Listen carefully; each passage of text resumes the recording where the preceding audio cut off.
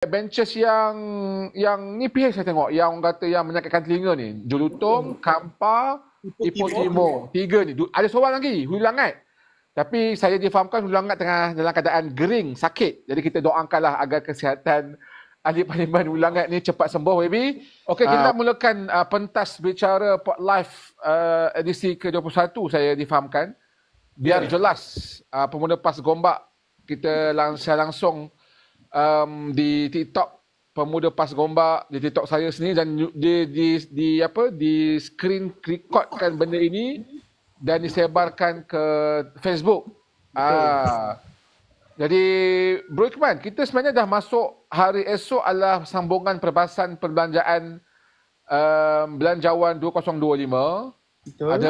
Sudah 4 hari mereka berbahas bermula hari Isnin lepas. Bermula dengan 90 minit perbahasan daripada Ketua Pembangkang Yang Berhormat Datuk Seri Hamzah Zainuddin dalam pelbagai isu yang pelbagai, yang meluas, yang mencapah.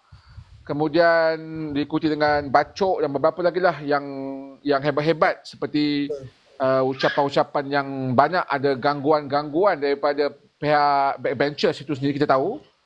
Jelutong, Ipoh Timur, daripada Kampar, itu yang berlaku. Mungkin sedikit sebelum kita masuk kepada bab bendera tu, sebab kita nak kupas sikit tentang perjalanan ataupun pandangan Bro Iqman tentang apa yang sedang berlaku di perbahasan Belanjawan 2025. Sebelum kita masuk ke topik yang panas tentang kibaran bendera. Belanjawan kebanyakannya daripada TikTok Bro Sufi Kamari totally kebanyakan dia. Saya akan tengok setiap ucapan-ucapan dan perkara dan isu-isu yang dibawakan. Saya dengar di situlah, sebab saya nak dengar yang panjang tu kita masa mungkin tak sempat lah nak dengar benda-benda yang penting lah. So yang TikTok daripada Bro SK ni sendiri, dia mengambil perkara-perkara yang penting yang boleh kita dengar dan mendapat pengetahuan sedikit lah. Tetapi saya ambil juga, saya potong juga ucapan pimpinan DAP juga Steven Sim sebagai contoh. Betul. Yang memuji-muji kerajaan Madani. Betul. Waktu apa yang saya lihat, saya paling dalam banyak-banyak tu saya tertarik dengan Tuan Ibrahim Tuan Man punya penyampaian. Itu dah melihat overall pembentangan belanjawan. Betul dah.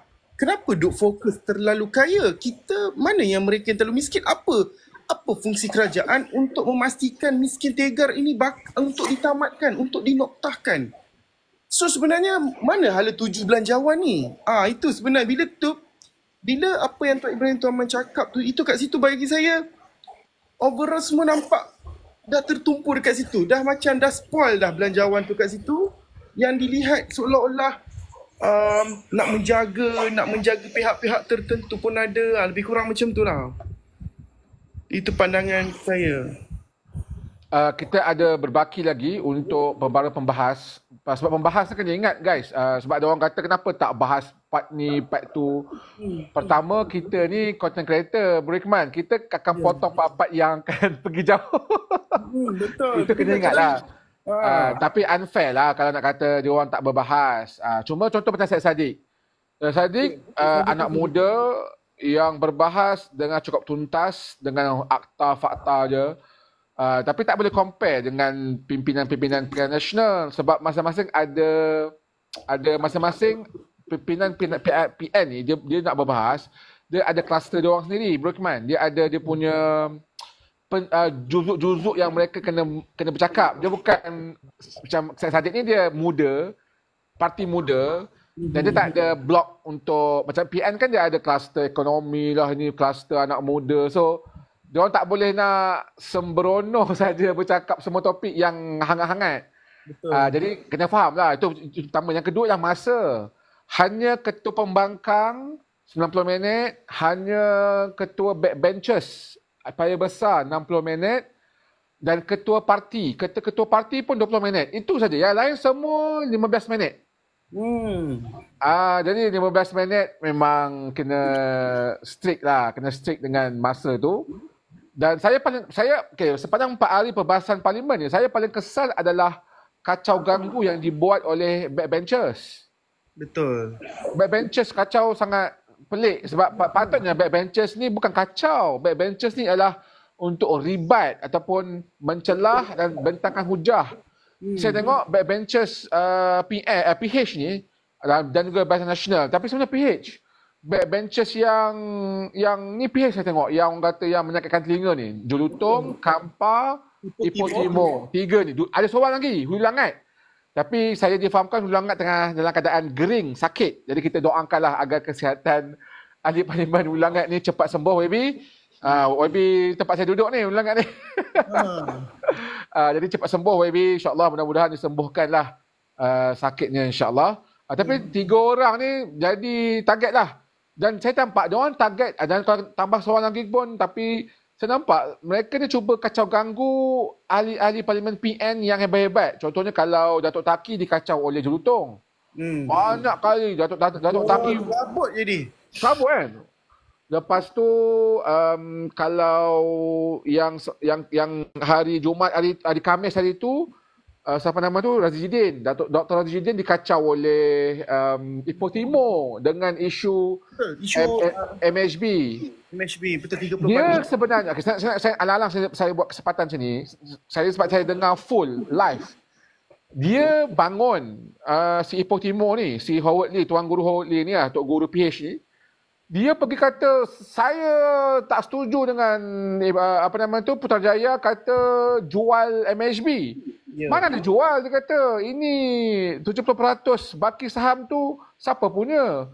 30%. Sebenarnya Razidin dah terang-terang dah menjual 30% satu blok saham yang besar kepada entiti GIP dan juga BlackRock. Itu adalah suatu kesalahan yang fatal yang tak boleh dibuat oleh kerajaan sebab banyak isu, bahkan dari sudut dari konteks komersial sendiri pun, dari sudut kayu ukur untung rugi pun memang tidak menguntungkan negara sendiri, sebab kita MHB tu nak ada untung. Itu yang disebut oleh Razidin, tapi berulang-ulang kali diulang-ulang oleh Ipoh Timur mengacau perbahasan Razidin Berjaya tu, mengatakan bahawa bukan jual.